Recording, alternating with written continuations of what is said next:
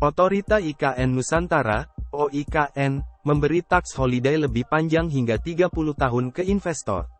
Sebenarnya apa tujuan OIKN memberi tax holiday lebih panjang ke investor?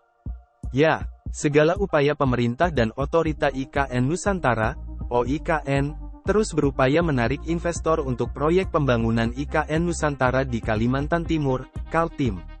Untuk menarik investor agar berinvestasi di IKN Nusantara, ada sejumlah insentif pajak yang ditawarkan OIKN.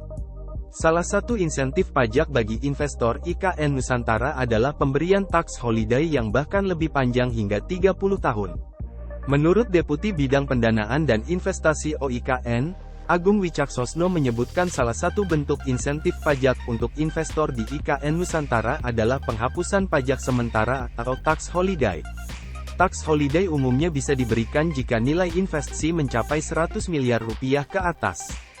Namun untuk investasi di IKN syaratnya hanya 10 miliar rupiah, kata Agung dalam ASEAN Investment Forum 2023, di Jakarta, Minggu, tanggal 3 September tahun 2023.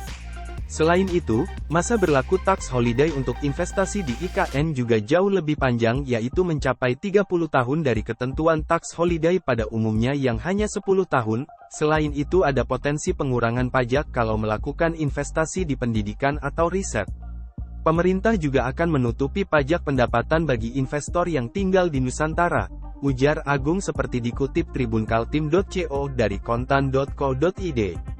Lebih lanjut, pemerintah juga menyiapkan skema pengembalian investasi untuk pembangunan IKN yaitu melalui availability payment atau pembayaran ketersediaan layanan. Adapun pengembalian investasi dari pemerintah disiapkan dalam kurun waktu 15-20 tahun.